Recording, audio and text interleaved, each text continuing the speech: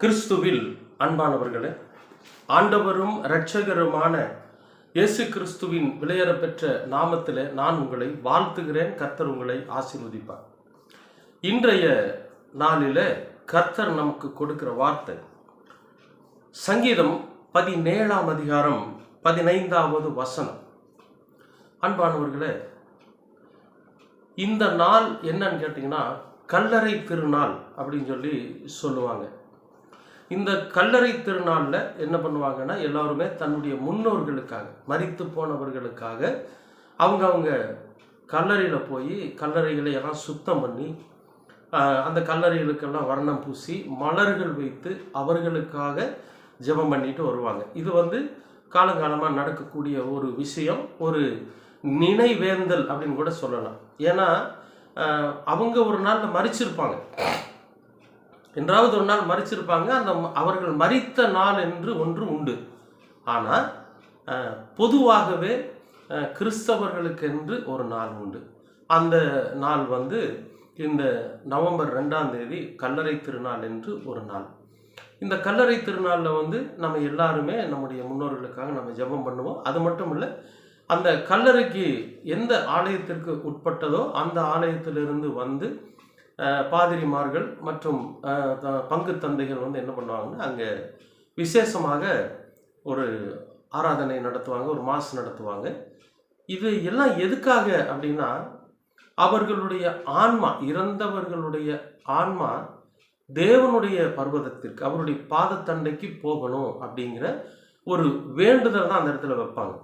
என்னன்னா, அவங்க கடந்த நாட்களில் நம்ம கூட இருந்தப்ப அவங்க என்னென்னவெல்லாம் நமக்கு செஞ்சாங்க, அவங்க குடும்பங்களுக்கு என்ன செஞ்சாங்க, அவங்க எவ்வளவு கஷ்டப்பட்டாங்க, அவங்க எப்படியெல்லாம் வாழ்ந்தாங்க அப்படிங்கிற அவர்கள் வாழ்ந்த அந்த வாழ்க்கையை ஒரு கணம் நினச்சி பார்ப்பாங்க. கொஞ்ச நேரம் அந்த கல்லறையில் உட்காந்து, அப்பா இப்படி இருந்தார், அம்மா இப்படி இருந்தாங்க, தாத்தா இப்படி இருந்தாங்க, அக்கா இப்படி யார் இழந்திருக்கிறார்களோ அவர்கள் எப்படி வாழ்க்கை வாழ்ந்தார்கள் என்கிற அந்த நினைவை அந்த இடத்துல உட்காந்து அவங்க நினச்சிட்டு இருப்பாங்க. அதுக்காக சில நேரங்கள் அவங்க அழுது கண்ணீர் விட்டும் இருப்பாங்க. அதையெல்லாம் விட இவர்களுடைய ஆன்மா பரத்துக்கு போகணும் அப்படிங்கிறதுக்காக ஒரு வேண்டுதல் செய்வாங்க. அப்படி ஒரு வசனத்தை தான் நான் இன்றைக்கு உங்களுக்கு வாசிக்கிறேன். என்னன்னு கேட்டிங்கன்னா, சங்கீதம் 17ஆம் அதிகாரம் 15வது வசனம். நானோ நீதியில் உம்முடைய முகத்தை தரிசிப்பேன், நான் விழிக்கும் போது உமது சாயலால் திருப்தியாகும். அன்பானவர்களே, நானோ நீதியில் உம்முடைய முகத்தை தரிசிப்பேன்.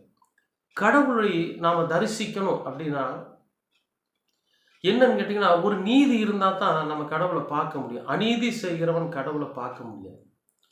பாவம் செய்த ஆத்மா, அநீதி செய்த ஆத்மா, அக்கிரமம் செய்த மனிதன், இப்படி எல்லாம் இருப்பாங்க இல்லைங்களா. இவங்களுடைய ஆத்மாக்கள் எல்லாம் செத்து போயிடும். என்றைக்கு மனிதன் இந்த பூமியில மரிக்கிறானோ அன்னைக்கே அந்த ஆத்மாவும் இறந்து போயிடும். ஆனா நாம எப்ப கடவுளை பார்ப்பது? கடவுளை பார்த்து இறந்ததுக்கு அப்புறம் நம்ம கடவுளை தரிசனம் பண்ணி ஒரு நாள் அவர் என்ன பண்ணுவார், நம்மளை உயிரோட எழுப்புவார் அப்படிங்கிற ஒரு நம்பிக்கை இருக்கு. இந்த ஆத்மாவை அவர் எழுப்புவார். அப்படி எழுப்புறப்ப நம்ம என்ன பண்ணணுமா, அவருடைய சாயலில், கிறிஸ்துவின் சாயலை அணிந்தவர்களாக நாம் எழுப்பப்படணுமா. எப்படி நம்முடைய மூத்த சகோதரனாகிய கிறிஸ்து நமக்காக மரித்து அவர் அதாவது மனுஷனா இந்த உலகத்தில் வாழ்ந்தாரு, தேவ சாயலில் அவர் எழுப்பப்பட்டார். எழுந்து அந்த தேவ சமூகத்துக்கு அவர் எடுத்துக்கொள்ளப்பட்டார் இல்லையா. அதுபோல நாமும் கூட இந்த மனித உடலிலே மரித்து இறந்துறோம். இறந்ததுக்கு பிறகு இந்த ஆத்மா என்ன பண்ணணும்னு கேட்டிங்கன்னா, நாம் செய்திருக்கிற இந்த உலகத்தில் நம்ம வாழ்ந்திருக்கிற வாழ்க்கையை அங்கே அடையாளம் காட்டும்படியாக நம்ம நன்மையோட வாழ்க்கை, நல்ல வாழ்க்கை வாழ்ந்திருந்தோம்னா நாம யாரை பார்ப்போமாமா, கடவுளை தரிசிப்போமா. அது எதனால தரிசிக்க முடியும்னாக்கா, நாம உண்மையும் உத்தமமா நீதி உள்ள வாழ்க்கை வாழ்ந்தா மட்டும்தான் கடவுளை நாம் என்ன பண்ண முடியும், தரிசிக்க முடியும். அப்ப கடவுளை பார்க்கலன்னா நமக்கு நிச்சயமாவே விடுதலை கிடையாது. நம்ம கடவுளை பார்க்கலன்னா நமக்கு உயிர்த்தெழுதலும் கிடையாது. நம்முடைய நம்பிக்கையெல்லாம் என்னன்னு கேட்டீங்கன்னா, ஒரு நாள் நாம் உயிரோடு எழுப்பப்படுவோம் என்கிறது நம்முடைய நம்பிக்கை.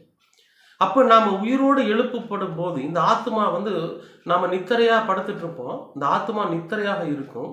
அதை ஆண்டவர் எழுப்புவர். அப்ப நம்ம விழிப்போம் இல்லையா? இந்த ஆத்துமா விழிக்கும் போது என்ன சாயல்ல இருக்குன்னு கேட்டீங்கன்னா, தேவனுடைய சாயல்ல இருக்கு.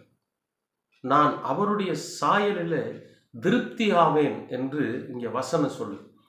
அன்பானவர்களே, அப்ப இங்க சங்கீதக்காரன் எந்த ஒரு தைரியத்துல இந்த வார்த்தையை இங்க பதிவு செய்கிறார் அப்படின்னா, நான் நன்மையான காரியங்களையே இந்த உலகத்துல செய்து வருகிறேன். கடவுளுக்கு விரோதமான எந்த காரியத்தையும் நான் செய்யல. நாம வாழ்க்கையில நம்ம பல முறை தவறுகளை செய்யறோம். பல தவறுகள் செய்யப்படுகிறது நம்முடைய வாழ்க்கையில.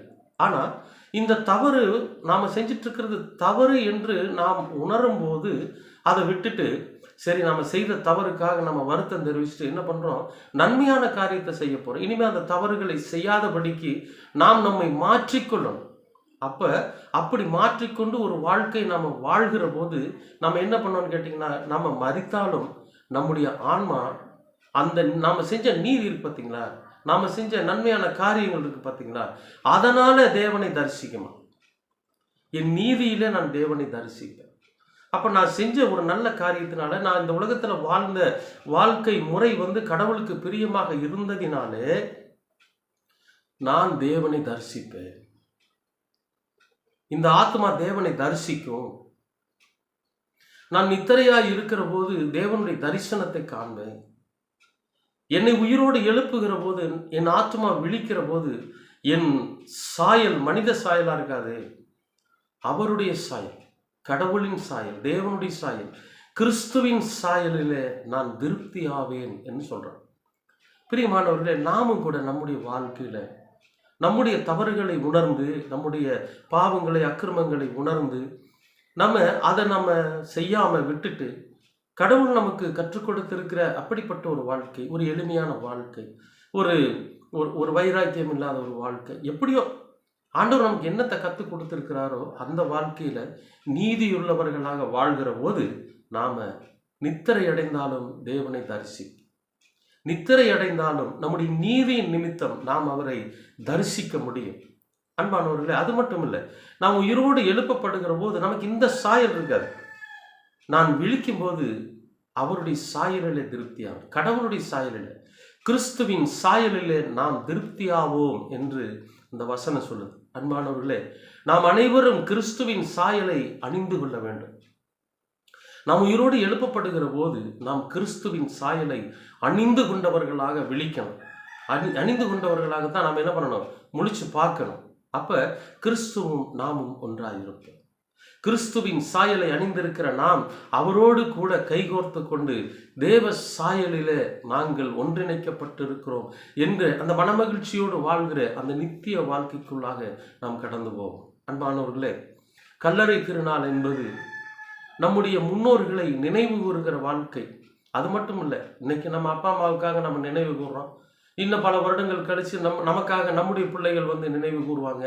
காலங்காலமாக இது மாறி மாறி வந்துகிட்டே இருக்கும். ஆனால் உயிர்த்தெழுதல் என்கிற ஒரு நாளில் நாம அவருடைய சாயலிலே திருப்தியாக வேண்டும் என்று சொன்னால், இந்த உலக வாழ்க்கை வாழ்கிற போது நாம கடவுளுக்கு உண்மையா வாழ ஆரம்பிக்கணும். கடவுளுக்கு உண்மையா நீதி உள்ளவர்களாக நம்ம வாழ்கிற போது நிச்சயமாகவே நாம் நித்திரையின் போது தேவனை தரிசிக்க முடியும். நாம் உயிர்த்தெழுந்த போது தேவனுடைய சாயலிலே நாம் உயிர்த்தெழுந்து அவரோடு ஒன்றிணைக்கப்பட்டவர்களாக இருப்போம் என்பதில் கொஞ்சமும் மாற்றமில்லை. நிச்சயமாகவே உங்களுக்கும் எனக்கும் கர்த்தர் அப்படி ஒரு இந்த பூமியில வாழ்கிற வாழ்க்கை தத்துவத்தை கற்றுக் கொடுத்திருக்கிறார். நாம் அதை வாழ்வோம், இந்த உலகத்தை ஜெயிப்போம், அவருடைய சாயலிலே திருப்தியாகும். கர்த்தர் உங்களை ஆசீர்வதிப்பார். அன்பின் பரலோக பிதாவே, அருமையான நல்ல இந்த நாளுக்காக நன்றி. இந்த கல்லறை திருநாளிலே நாங்கள் எங்களுடைய முன்னோர்களை நினைவு கூர்ந்து கல்லறைகளுக்கு சென்று ஆண்டவரை துதித்து ஆராதித்து ஆண்டவர் உமக்கு நன்றி செலுத்தும்படியாகவும், எங்களுடைய முன்னோர்களுடைய ஆன்மாக்கள் உம்முடைய பரிசுத்த பர்வதத்திற்கு உம்முடைய பாதத்தண்டையிலே இளைப்பாறுவதற்காகவும் நாங்கள் வேண்டுதல் செய்திருக்கிறோம். கர்த்தாவே, நாங்களும் ஆண்டவருடைய சங்கீதக்காரன் சொன்னது போல அவர்கள் நீதி நிமித்தம் உம்மை தரிசிக்கட்டும். அவர்களுடைய ஆன்மா உயிர்த்தெழுப்பப்படுகிற போது உமது சாயலிலே அவர்கள் திருப்தியாகட்டும். இப்படி தலைமுறையாக ஒவ்வொருவரும் அப்படி ஒரு திருப்தி அடைந்து கிறிஸ்துவின் சாயலை அணிந்தவர்களாக வாழ நீர் கிருபை பாராட்டும். தொடர்ந்து உமது இரக்கமும் உம்முடைய கிருபையும் வழிநடத்துதலும் எங்களோடு கூட இருக்கட்டும்.